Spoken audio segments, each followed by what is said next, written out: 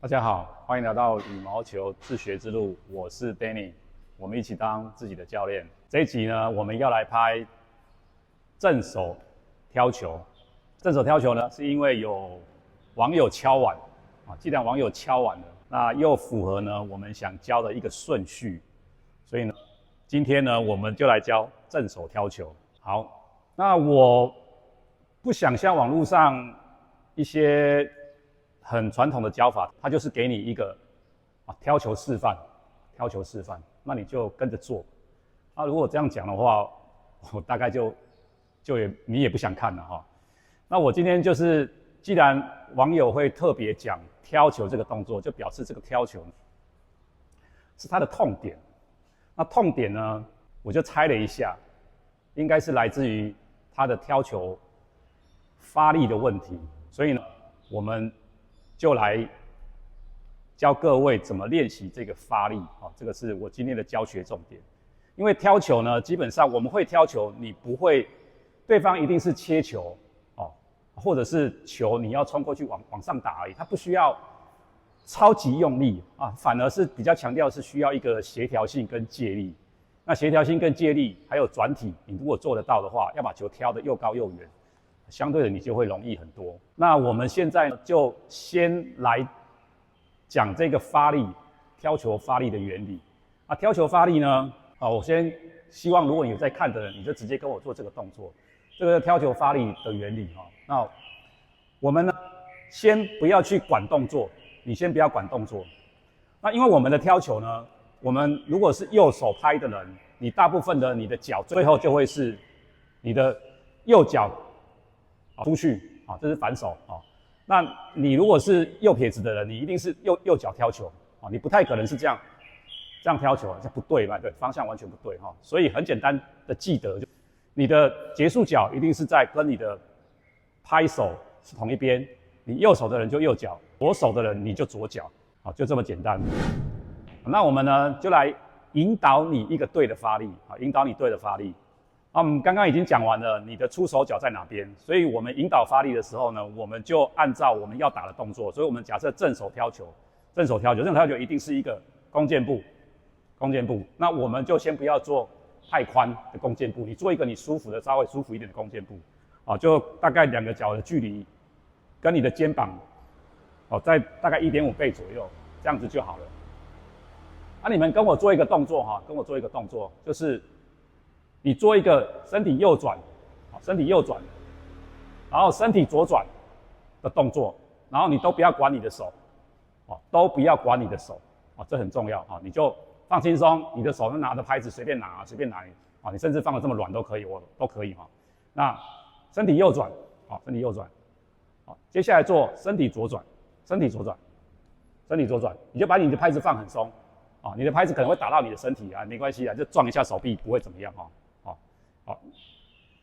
身体右转，身体左转，身体右转，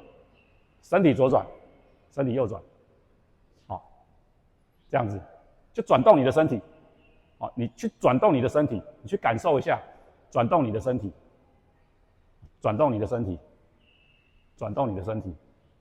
就是这样。那你有没有发现，我如果转快一点，我现在稍微转一下，我转快一点，你有没有发现？事实上我的拍子已经有拍数出来了，如果这个你会呢，身体的甩动你已经会了，就表示你的转体由内而外，去带动你的手，这个感觉你就是会了，这个感觉你就是会了。这个感觉会了之后呢，我们再加点东西进去。我们刚刚是随便乱甩，我们没有去照顾我们的拍子，好，那接下来呢，你就再做第二个动作。呢，我希望你拍子之后呢，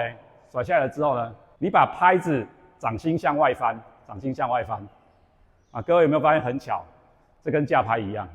正手架拍，掌心向外翻正手挑球掌心向外翻。那等一下挥完之后呢，你挥下去，你就会发现你的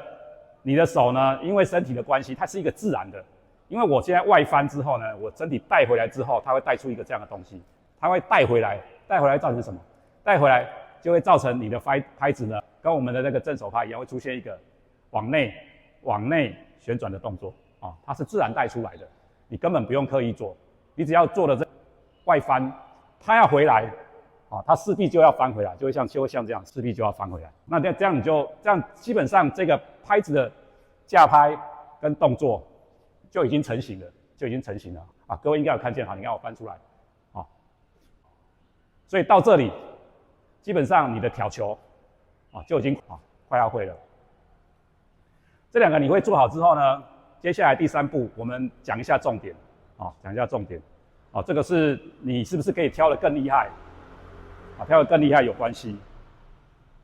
啊，一样弓箭步，啊，掌心外翻之后呢，我们在转体的时候呢，我们刻意的去做一个顶轴的动作。所谓顶轴的动作，就是我们走在这里嘛，啊，因为我们已经外翻了，怎么顶轴？就是这样推，啊，这样推，这个走你就用想象的啊，其实是要点想象力啊，就往前转，你就觉得你这边在往前推的感觉，你不要去管你的手，啊，不要管你的手，你的手就会往后掉，它就往后掉。那手往后掉呢？这个时候我们继续往前推，啊，继续往前推。那这样子就可以，你做一个顶轴的动作呢，就可以加速你的手往后掉的感觉，加速你手往后，你往后掉的感觉。这个东西有没有听起来很熟悉？很熟悉。我们的正手拍，哦，我上引之后，我顶轴，这也造成什么？我的手往后掉，那这个也跟我们的 EP01。EP01里面讲到的东西呢，有一点关系。那 EP01里面，我们讲的是说，我们的准备动作是我们的拍子跟我们的手的关系，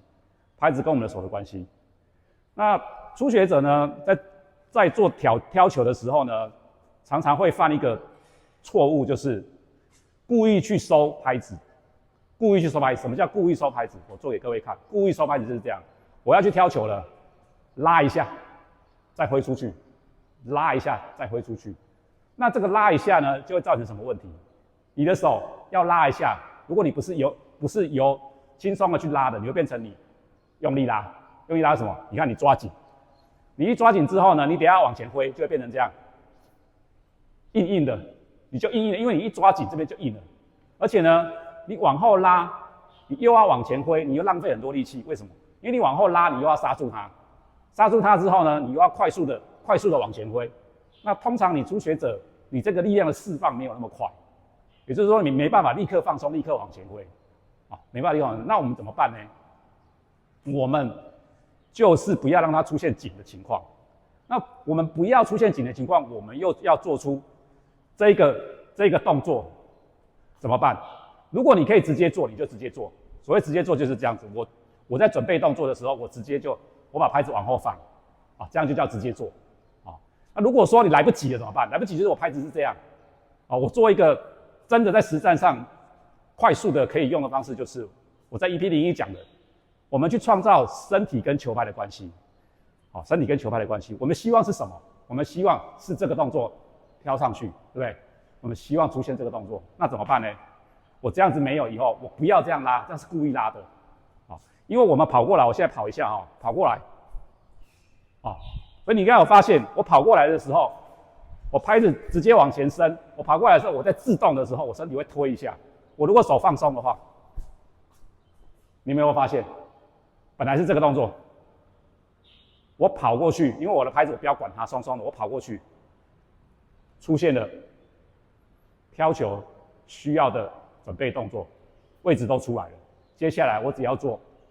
抓拍的动作，球就可以拉起来了。那刚开始学的时候呢，我也不建议你刻意的去抓拍，不要太刻意的抓拍，因为太刻意的抓拍，你角度控制没有很准，你会出现你一抓，那球拍就方向不是很确定。那比较舒服的方式就是你稍微握住往前挥就好了，那这里呢，我们再来讲一下你出球的角度呢，我们不要太花俏，所谓不要太花俏，就是如果你希望球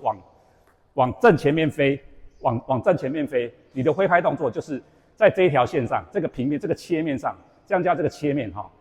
你切一个西瓜，它这一面就叫切面。那你希望你的动作的轨迹是在这个切面上移动，这个切面上移动，那它怎样？它就会出现这样，出现这样再收回来。那你的球它就会在这个切面上这样飞上去，飞下来。那如果我要把球往左挑呢，那我就做一个这样的切面嘛，这样一个切面。所以你在挑的时候呢，我就这样去带，这样去带。所以说呢，我会希望你在控制方向的时候呢，一开始先不要考虑去用手控制方向我要往左挑，往右挑这样难度非常高，难度非常高。那比较好的控制方向是什么？你用你的身体，我转到这边去，转到这边去，面对你要的球点，转到那边去，拉起来，它就往那边去。你要往前面去，你身体就转到这样就好，你不要转过去，它球就会这样过去那你要那边的话，你就是转更少它就会往那边去用你的身体去控制方向。那再来呢，我讲一点就是，我们刚刚在一开始在做挥拍练习的时候，就是去启动你那个甩动感觉的时候，你有没有发现？你应该有发现，我的身体就是会转过来，因为我要让拍面朝外，身体转过来，身体转正，身体转过来转正。那这个呢，行程就是比较大。那我会很希望初学者你先学大行程，就你不要一开始就去学选手或者是世界顶级的那种动作，那种顶级动作就是会让你走冤枉路你可能花了很多时间都学不起来，因为你都跳不远也跳不准这样子。就是因为你没有先从一个力量的大行程练到短行程大行程就是我要挑的时候，我乖乖的把它拉远一点去借力挥上来那叫大行程那短行程呢？短行程就是这样，它直接就这样就上去了当场直接就上去了，直接就上去了直接就上去了。那这个你先不要学，所以呢，你在挑的时候呢，你也不要就身体都不动，呆呆的这样挑，你的手就变成你会觉得很僵硬这样你就乖乖的有一点转体，带一点转体而且顺便把你的拍子带回来那我讲一下带转体有什么好处？带转体呢，就是可以把你的重心给拉回来。其实带转体好处非常多。如果你不带转体的话，我后续有一些连贯性的东西你也没办法做，你可能到时候又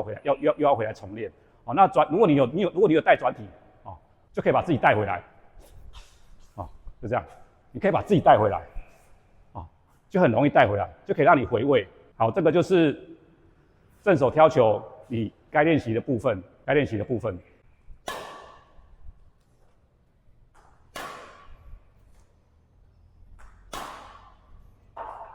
又上去了，天哪！好，谢谢各位。那如果你喜欢我的正手挑球的话，请帮我按赞、订阅、加分享。